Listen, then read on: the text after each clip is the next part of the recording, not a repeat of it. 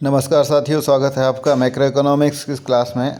हम चर्चा कर रहे थे क्लासिकल मॉडल की और उसकी आलोचनाओं की। दो आलोचनाओं की हमने चर्चा करी। अब हम करते हैं तीसरी आलोचना की चर्चा, जो है कि किन्स ने कहा कि स्वतः समायोजन संभव नहीं है। किन्स शास्त्रीय दृष्टिकोण से सहमत नहीं थे कि पूर्ण रोजगार संतुलन की स्वतः और स्व समायोजन प्रक्रिया के लिए सरकारी हस्तक्षेप की नीति आवश्यक थी। यानी कि लेजेस फेयर की नीति अपना लोगे तो वो ऑटोमेटिकली अपने संतुलन में आ जाएगा पूर्ण रोजगार की अवस्था में। उन्होंने कहा कि पूंजीवादी व्यवस्था अपने समाज की गैर समानतावादी संरचना के कारण स्वतः और स्व समायोजन योग्य नहीं है। ऑटोमेटिक एडजस्ट करने की पॉसिबिलिटी उसमें नहीं होती है कैपिटलिस्ट इकोनॉमी में, क्योंकि इस अर्थव्यवस्था में दो वर्ग होते हैं, एक अमीर और एक गरीब। और अमीर के पास में बहुत सारा धन पैसा होता है, संपत्ति होती है, लेकिन वे उसको पूरा उपभोग पर खर्च नहीं करते हैं, बल्कि उसका बहुत बड़ा हिस्सा वो बचत के रूप में रखते हैं। गरीबों के पास जो है पर्याप्त आय नहीं होती है उपभोग करने के लिए, तो वो उपभोग के सामान भी बहुत कम मात्रा में खरीद पाते हैं। तो इस प्रकार मुद्रा की एक तरफ बहुत आयत होती है और दूसरी तरफ बहुत कमी होती है। इस कारण कुल आपूर्ति के संबंध में सकल मांग की सामान्यतः कमी रहती है, जो अर्थव्यवस्था में अति उत्पादन और बेरोजगारी की ओर ले जाती है, इन समस्याओं को जन्म देती है। यह वास्तव में ग्रेट डिप्रेशन का कारण बनती है बाद में। तो इस तरह से क्या होता है कि वितरण जो है वो समान नहीं है। अगर पूंजीवादी व्यवस्था स्वतः और स्व समायोजन योग्य होती तो ऐसा होता ही नहीं, क्योंकि किन्स ने राजकोषीय और मौद्रिक उपायों के माध्यम से अर्थव्यवस्था के भीतर आपूर्ति और मांग को समायोजित करने के लिए राज्य के हस्तक्षेप की वकालत की है। तो उन्होंने देखा कि भाई जो विकसित देश है वहाँ पे बेरोजगारी की समस्या हो जाती है, या फिर वहाँ पे आर्थिक रूप से स्थगन की स्थिति आ जाती है, स्टैग्नेशन आ जाता है, वहाँ पे आर्थिक विकास तेज़ी से नहीं हो पाता है। तो इसका कारण वहाँ पे अगर ऑटोमेटिक एडजस्टमेंट की होती तो गवर्नमेंट्स वहाँ की बहुत सारी इंटरफेयर नहीं करती हैं, फिर भी वहाँ की स्थिति नहीं सुधरती है। अब हम बात करते हैं आय में परिवर्तन के माध्यम से बचत और निवेश की समानता। क्लासिक अर्थशास्त्रियों का मानना था कि बचत और निवेश पूर्णतः किसके ऊपर निर्भर करते हैं? बचत के द्वारा समानता के स्तर पर लाए जाते हैं, और किसी भी प्रकार के विचलन के मामले में इनमें समानता ब्याज के दर के तंत्र द्वारा लाई जाती थी।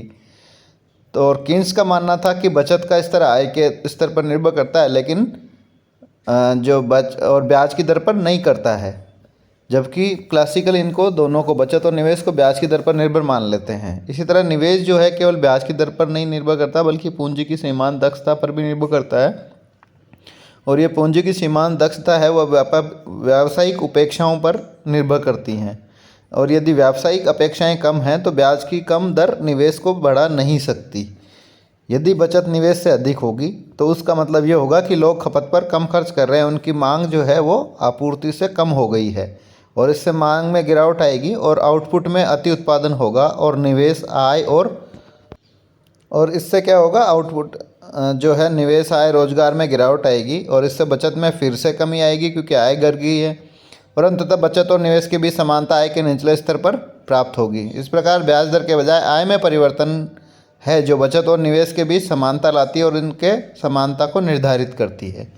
तो निवेश और बचत को आय निर्भर करती है, न कि ब्याज की दर। मुद्रा की सट्टा मांग को महत्व। शास्त्रीय अर्थशास्त्रियों का मानना था कि लेन देन और एहतियाती उद्देश्यों के लिए मुद्रा की मांग की गई थी। उन्होंने मुद्रा की सट्टा मांग को मान्यता नहीं दी, क्योंकि सट्टा प्रयोजनों के लिए रखी गई मुद्रा निष्क्रिय शेष के रूप में रखी जाती थी। लेकिन किन्स इस दृष्टिकोण से सहमत नहीं थे। उन्होंने मुद्रा की सट्टा मांग के महत्व पर जोर दिया। उन्होंने कहा कि लेन देन और एहतियाती उद्देश्यों के लिए संपत्ति से ब्याज की कमाई ब्याज की कम दर पर बहुत कम हो सकती है, लेकिन ब्याज की कम दर पर मुद्रा की सट्टा मांग असीम रूप से बड़ी हो सकती है, असीमित हो सकती है। इस पर ब्याज की दर एक निश्चित न्यूनतम स्तर से नीचे नहीं गिरेगी और मुद्रा की सट्टा मांग पूरी तरह से लॉसदार हो जाएगी, यहाँ पे पूरी तरह से अनंत लॉसदार हो जाएगी। ये किन्स का लिक्विडिटी ट्रैप या तरलता जाल है, जिसका विश्लेषण करने में क्लासिस्ट या क्लासिकल अर्थशास्त्री असफल रहते हैं।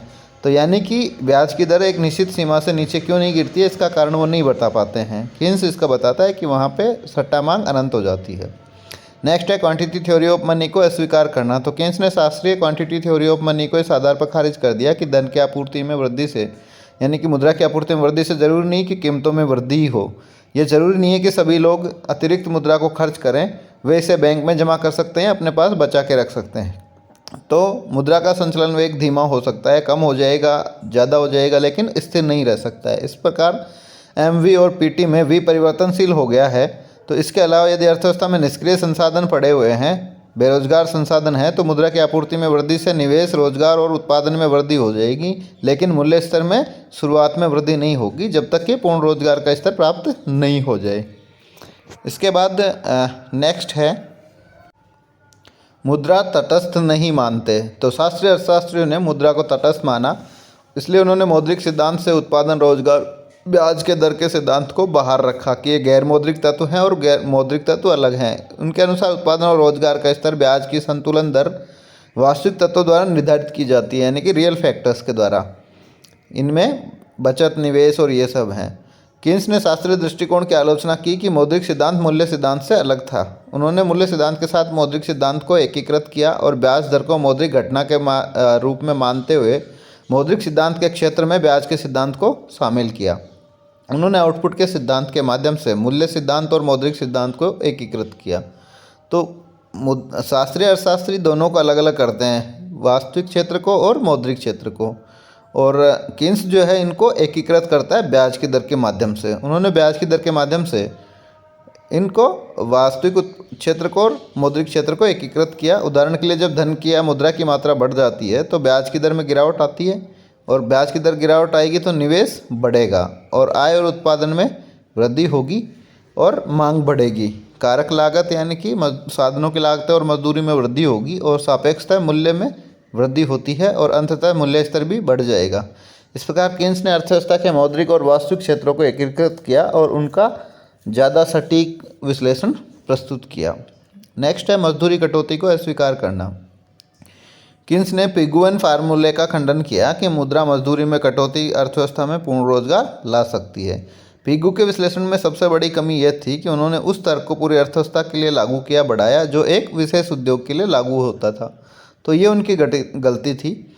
मजदूरी दर में कमी से उद्योग में लागत कम करके और उसकी श्रम की मांग बढ़ाई जा सकती है, लेकिन अर्थव्यवस्था के लिए इस तरह की नीति अपनाने से रोजगार में कमी आएगी, क्योंकि जब सामान्य वेतन कटौती लागू होती है तो सब पूरे अर्थव्यवस्था के अंदर श्रमिकों की आय कम हो जाती है और उसके परिणाम स्वरूप उनकी मांग में गिरावट आती है और मांग में गिरावट से रोजगार और उत्पादन वापस गिर जाता है और ज़्यादा संकट की स्थिति में अर्थव्यवस्था फंस जाती है। व्यावहारिक दृष्टिकोण से भी कीन्स ने कभी भी मजदूरी कटौती नीति का पक्ष नहीं लिया। आधुनिक समय में श्रमिकों ने मजबूत ट्रेड यूनियंस बना ली हैं और जो मुद्रा मजदूरी में कटौती का विरोध करती हैं वे हड़ताल का सहारा लेते हैं और अर्थव्यवस्था में परिणामी अशांति से आउटपुट और आय में ज़्यादा नुकसानदायक होती है, बहुत ज़्यादा गिरावट आती है।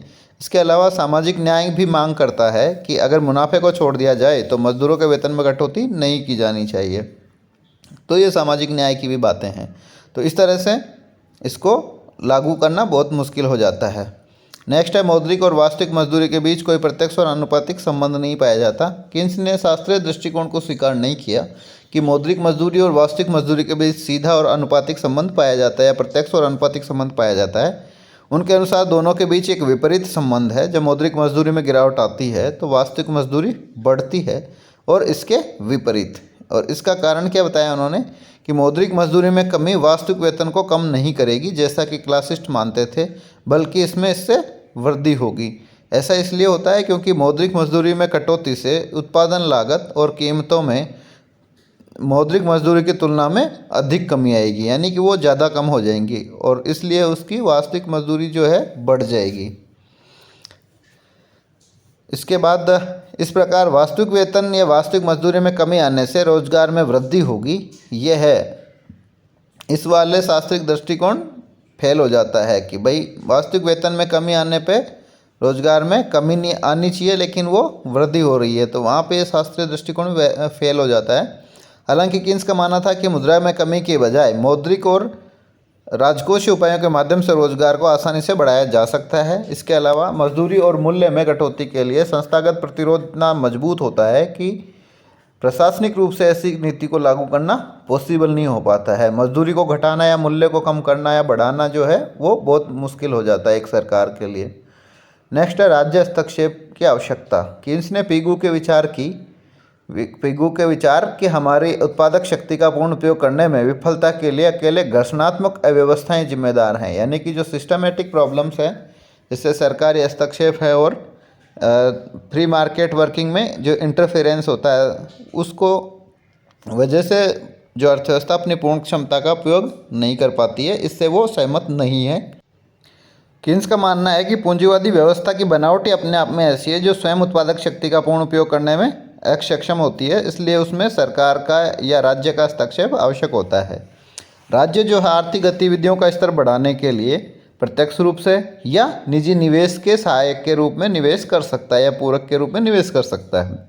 यह ट्रेड यूनियनों को मान्यता देने, न्यूनतम मजदूरी तय करने और सामाजिक सुरक्षा उपायों के माध्यम से श्रमिकों को राहत प्रदान करने वाले कानून पारित कर सकता है। जैसा कि डिलॉर्ड ने कहा है कि इसलिए यह खराब राजनीति है, भले ही इसे श्रम संघों पर आपत्ति करने या श्रम कानून को उदार बनाने के लिए अच्छा अर्थशास्त्र माना जाए। यानी कि अगर कोई पॉलिसी ऐसी बन रही है जो श्रम संघों को बैन करती है और श्रम कानूनों को ज़्यादा उदार बनाती है, तो ये अर्थशास्त्र के दृष्टिकोण में ठीक है, लेकिन राजनीति के दृष्टिकोण में ये नुकसानदायक है। जो सरकार होगी उसको राजनीतिक नुकसान उठाना पड़ेगा। इसलिए कीन्स ने पूर्ण रोजगार प्राप्त करने के लिए अर्थव्यवस्था के पूर्ण संसाधनों को उपयोग करने के लिए राज्य की कार्रवाई का समर्थन किया है। नेक्स्ट है दीर्घकालीन विश्लेषण अवास्तविक। तो कीन्स का मानना था कि क्लासिकल्स क्या कहते थे, दीर्घकाल में पूर्ण रोजगार संतुलन में स्वतः समायोजन प्रक्रिया के माध्यम से अर्थव्यवस्था पहुंच जाएगी, ऐसा मानना था क्लासिकल अर्थशास्त्रियों का। लेकिन कीन्स के पास लंबे समय तक इंतजार करने का धैर्य नहीं था और कीन्स कहते हैं कि भाई ये जो दीर्घकाल की बात आप कर रहे हैं वो ऐसा समय है जिसमें कोई मौजूद नहीं रहेगा। लंबे समय में हम सब मर चुके होंगे, यानी कि दीर्घकाल में हम सब मर जाएंगे, ऐसा कहना था कीन्स का। तो वो हमारे लिए ज़्यादा महत्वपूर्ण नहीं है बजाय कि अल्पकालीन संतुलन। जैसा कि शुम्पीटर ने कहा है कि जीवन का उनका दर्शन जो था कीन्स का, वो अनिवार्य रूप से एक अल्पकालिक दर्शन था। उनका विश्लेषण अल्पकालिक घटनाओं तक ही सीमित था और क्लासिस्टों के विपरीत वह रुचि, आदतों, उत्पादन की तकनीक, श्रम की आपूर्ति आदि को स्थिर मानता था, जो कि छोटी अवधि में या अल्पकाल में स्थिर ही रहती हैं और इसलिए मांग पर लंबे समय तक चलने वाले प्रभावों की वो उपेक्षा करते हैं। खपत की मांग को स्थिर मानते हुए वे बेरोजगारी को दूर करने के लिए निवेश बढ़ाने को जोर देते हैं, क्योंकि अल्पकाल में खपत को बदलना संभव नहीं है, कंजम्पशन को चेंज करना पॉसिबल नहीं है, इसलिए वो बेरोजगारी को दूर करने के लिए निवेश को बदलने पर जोर देते थे। लेकिन इस तरह प्राप्त संतुलन भी पूर्ण रोजगार की बजाय पूर्ण रोजगार से कम स्तर वाला ही होगा। इस प्रकार रोजगार का शास्त्रीय सिद्धांत अवास्तविक है और पूंजीवादी दुनिया की वर्तमान आर्थिक समस्याओं को हल करने में असमर्थ रहता है। ये आपके क्लासिकल मॉडल की सभी आलोचनाएं पूरी हुई। अब नेक्स्ट वीडियो में हम देखेंगे आधुनिक जो है कीन्स वाला सिद्धांत उत्पादन, आय और रोजगार का, उसकी चर्चा करेंगे। धन्यवाद।